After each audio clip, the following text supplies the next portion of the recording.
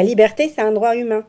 Donc, quand on empêche une personne d'être libre dans son foyer, de voir ses amis, de voir sa famille, de dépenser son argent, d'avoir un compte en banque, de pouvoir travailler comme elle désire, tout ça aussi, c'est une forme qui rentre dans la violence domestique. Les violences faites aux femmes sont en hausse en 2025. Un nouveau chiffre montre une augmentation de 7%. Alors pourquoi cette hausse et comment l'expliquer? Surtout, quel outil l'État met-il vraiment à la disposition des victimes? Pour en parler et comprendre ces chiffres, nous recevons aujourd'hui Béatrice Koskas-Williams. Béatrice, bonjour. Bonjour. Béatrice, vous êtes docteur en droit et vous êtes aussi fondatrice à l'initiative du projet EVA pour les femmes et les hommes qui subissent des violences dans le monde francophone. On en parlera bien entendu dans un instant.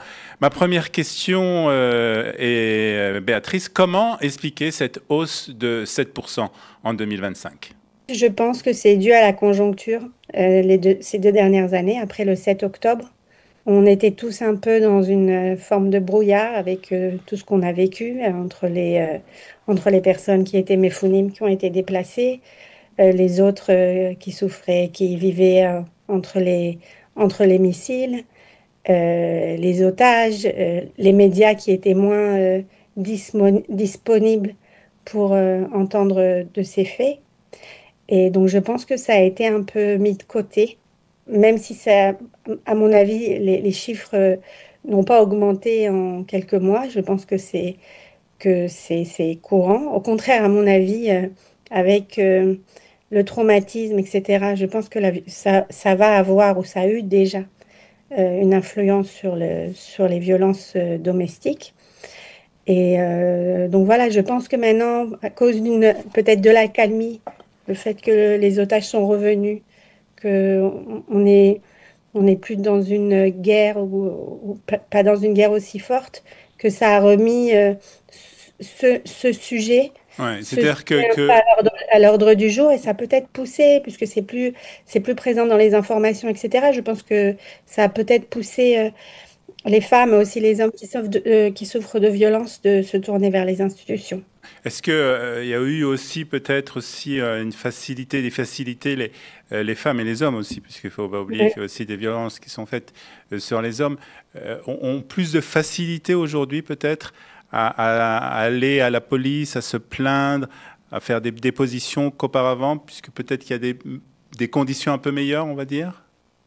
Les conditions, elles sont différentes. Je ne sais pas si elles sont meilleures, mais elles sont différentes. Je pense qu'il y a des sujets qui étaient pas sur le tapis ces 2 dernières années et que peut-être maintenant, parce que justement, il y a une accalmie dans les domaines particulièrement difficiles qui étaient les retombées du 7 octobre, la guerre, les missiles, ce qui s'est passé avec l'Iran, etc.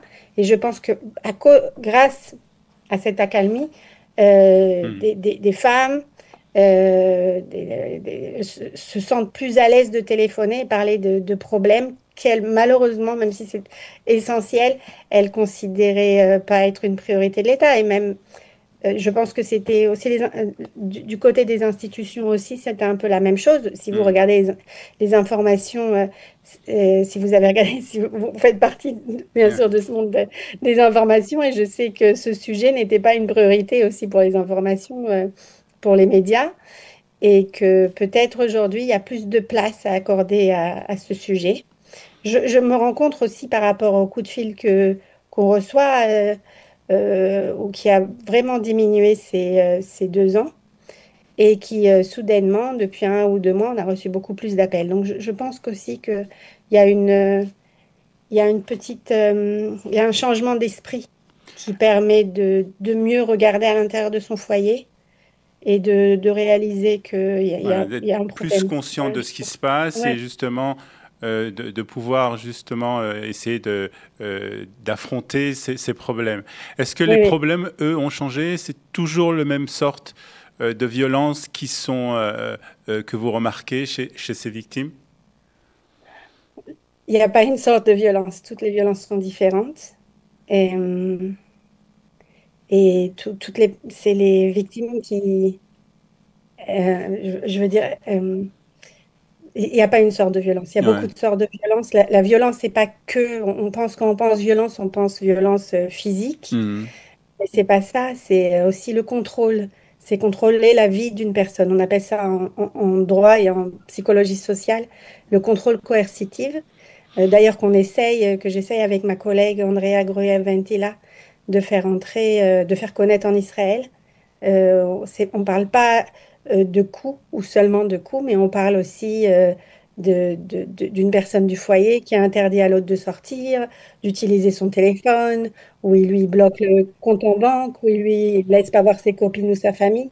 Tout ça, c'est aussi de la violence, c'est aussi un contrôle et, euh, et ça empêche une personne d'être libre. Et la liberté, c'est un droit humain.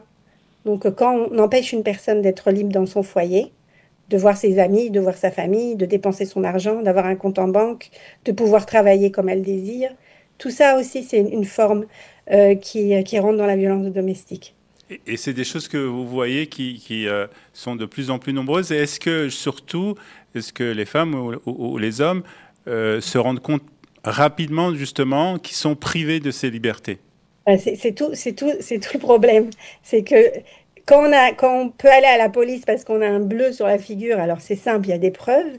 Mais quand on est à la maison, on n'a pas le droit de sortir, ou quand on n'a pas de compte en banque, ou quand une personne va vérifier votre téléphone ou votre ordinateur toute la journée, c'est beaucoup plus difficile de porter plainte. Donc c'est vraiment quelque chose qu'il faut faire avancer déjà dans l'esprit des gens, et c'est ce on essaye de faire. Dans nos recherches, et j'espère qu'après les recherches, ça va pouvoir atteindre la loi. Il y a déjà une personne qui a essayé de créer une loi en Israël, Keren Horowitz de l'Université de Bar-Ilan, qui a déposé une Hatzat Roch, quoi, une proposition de loi, mais malheureusement avec le 7 octobre, comme je vous ai expliqué, Ouais. c'était pas une priorité, donc c'est passé. Il y Hmm. a aussi le traité d'Istanbul qui en parle un petit peu du contrôle coercitif. Ça commence à bouger dans le monde, ça fait partie de la loi en Angleterre, en Écosse, aussi en Europe, ça bouge beaucoup. On espère qu'un jour, ça va pouvoir bouger en Israël pour pouvoir aider ces personnes parce que, comme je l'explique, la violence est très, très large et il y a beaucoup qui partent sous le radar. Et il faut savoir, alors, j'ai écouté ça hier, les Markaz Sioua, Les centres d'appel. l'association, voilà, Les centres d'appel, les l'association centres pour, d'aide, ouais. voilà, alors ça, c'est concernant les violences sexuelles. Ils ont fait une étude. Plus de 81% des dossiers, des plaintes déposées à la police sont fermés, ok? Sont complètement fermés. Donc, et je pense pas qu'il y a 81% de menteurs ou de menteuses. Donc là, on a vraiment un vrai problème Ça veut dire à la quoi? Ça police. veut dire que 81% des plaintes qui sont déposées sont fermées au bout de quelques mois parce qu'ils ne donnent pas suite, en fait? Au bout de quelques mois, au bout de quelques jours, oui, exactement. Parce que ouais, ils donnent pas suite. Le dossier est clos.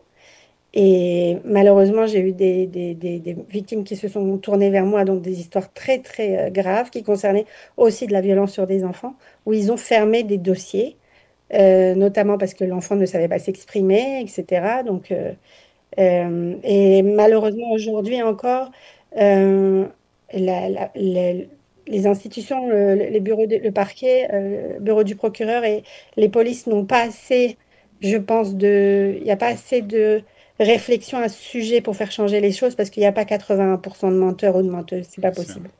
Donc, c'est la même chose en France, hein. Les nombres, ces nombres sont semblables en France aussi. Donc, ici, il y a une vraie réflexion par rapport dans les associations pour faire changer la donne, quoi, pour faire changer Hmm. que le dossier ne sont plus Aboutissent.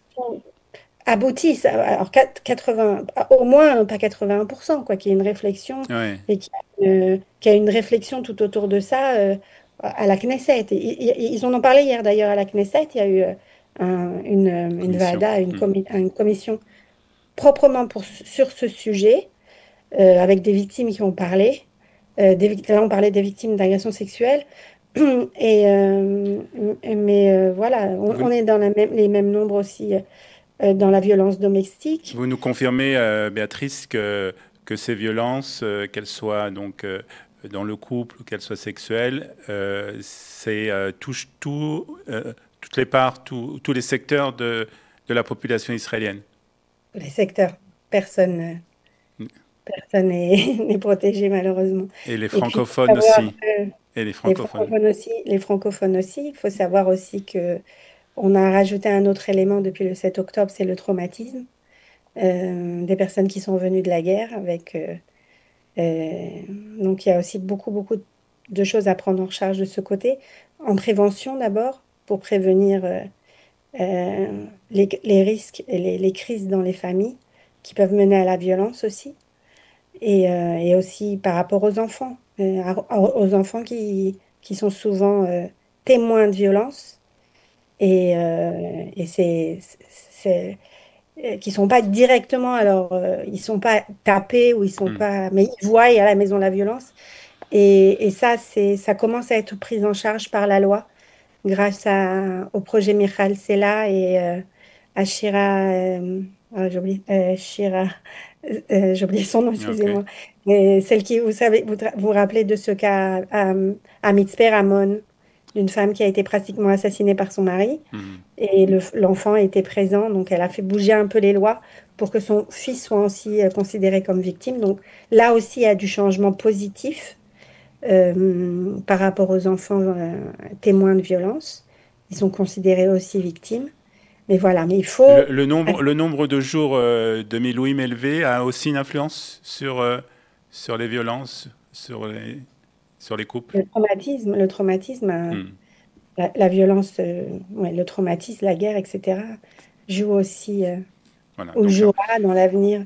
Donc Euh, beaucoup de choses à faire et surtout ce que vous nous dites, c'est très important, c'est d'agir au niveau de la législation israélienne, de la loi, pour que justement les choses soient plus cadrées et qu'elles avancent plus vite.